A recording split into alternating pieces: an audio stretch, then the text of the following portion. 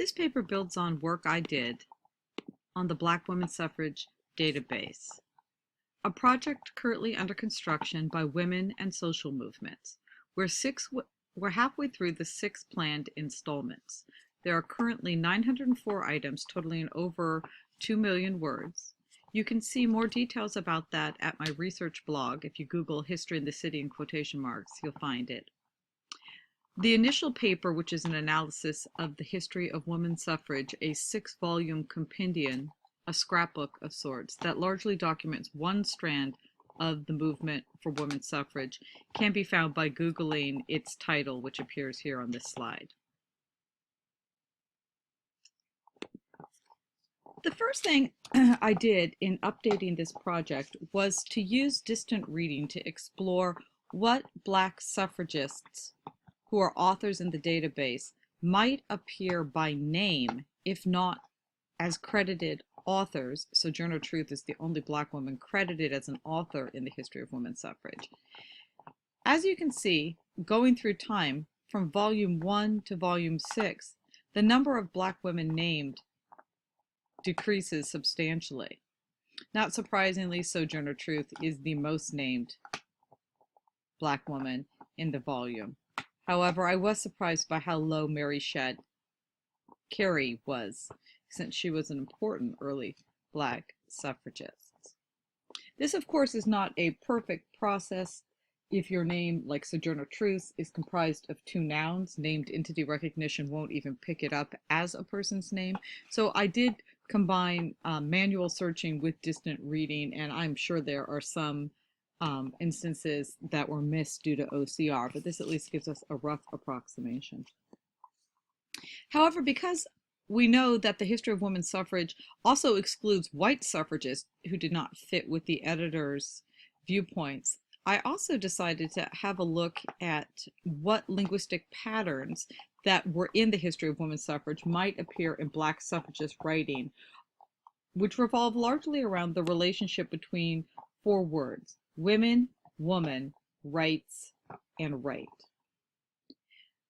The first issue I face is that, of course, these words are not as salient for Black suffragists, who are grappling not only in the antebellum period with issues of slavery, and then in the postbellum period with issues of the newly freed slaves, but of course always revolve around race and Black men, as well as Black women's rights.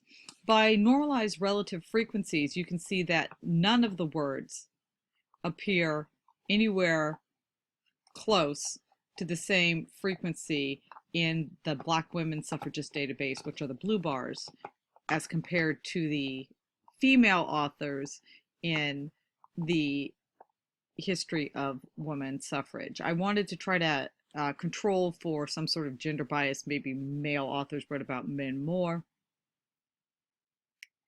However, this analysis that I did, which is called the cluster analysis, reveals some interesting comparisons. Cluster analysis works by figuring out what words are most likely to follow other words. So I searched for various patterns around women, women's, woman, woman's, and came up with some interesting results. I was quite surprised to see that women's is 24 times more likely to be followed by clubs in the Black women's suffrage database, while women's is 22 times more likely to be followed by suffrage. That isn't particularly surprising, although the most common locution was women's suffrage. I was very excited when it appeared that the plural women's was more likely to be followed by rights in the Black women's suffrage database, but then I realized that that largely came from the Journal of Charlotte Forten, which of course was not public writing during the period when the history of women's suffrage was being published. The saliency of clubs for Black women was reinforced by the singular woman's also being 20 times more likely to be followed by club in their writings than to be followed by either rights or suffrage, which are more prominent in the history of women's suffrage, although by no means as much of a factor as women's club is in the Black women's suffragist database. Still, I wondered, is Elizabeth Cady Stanton and Susan B. Anthony had been inclined to pick a Black woman for inclusion, whose discourse would have mirrored the one they sought so carefully to create? Working with the metadata in my database, there's 173 potential items for inclusion in the first volume of the History of Women's Suffrage. Working through the metadata, not surprisingly, the vast majority of these are about slavery or slaves, while a far smaller number contain rights and women. The majority of these are written by Mary Shadd Cary.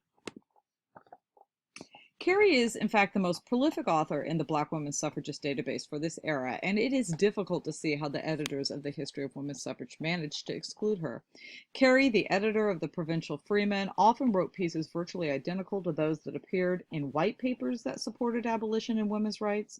Shadd's response in the postbellum period to the schism in the movement over Black male suffrage was to form her own association for Black women's suffrage, the Colored Women's Progressive Franchise Association, but she also continued at times to work with NWSA, which makes her exclusion by Stanton and Anthony even more puzzling. Unlike the white suffragists who willingly sacrificed Black women's suffrage on the altar of various strategies, Cary crafted an argument for Black women's suffrage that was much like the argument made by Stanton and Anthony, who she sat alongside when she argued before the House Judiciary Committee in 1874. Precisely what she said has been lost to history, which is one of the saddest things about the failure of Black women to be included in the history of women's suffrage, the silencing and erasure of their voices. Based on her use of the word rights in her writing and reporting on the women's rights movement that she did, she would have fit quite nicely into the early volumes of the History of Women's Suffrage. Looking at the later period, suffrage itself appears in far fewer items. Most of the items in the Black women's suffragist database right now are authored by Mary Church Terrell, who, from her association alone with the National Women's Party, would have probably caused Carrie Chapman Catt to make sure she was not included in the last two volumes of the History of Women's Suffrage, much as she did to Alice Paul. Terrell, however, did address the Nassau in 1898 and was an important international suffragist. For all of these reasons, and most importantly because she was so important to the Black Women's Club movement, and the cluster analysis emphasizes the ties between the club movement and Black suffragists, she would have fit beautifully into the final volumes of the History of Women's Suffrage. That leaves me with the final nominee, who I discovered when trying to extend the analysis I had done in my initial publication with this larger group of Black suffragist writings, which is Frances Ellen Watkins Harper. Harper was not only a prolific writer, but wrote across many genres. In fact, her writing constitutes a large part of what I called an embodied discourse of Black suffragists that I identified in my earlier analysis. Initially, I had asked, were these embodied references connected to abolitionist rhetoric, or could they in some way reflect the sentimental genre? In part 2 of this presentation, I'm going to explore how Harper's work is sentimental and crafts what I call a moral discourse of power.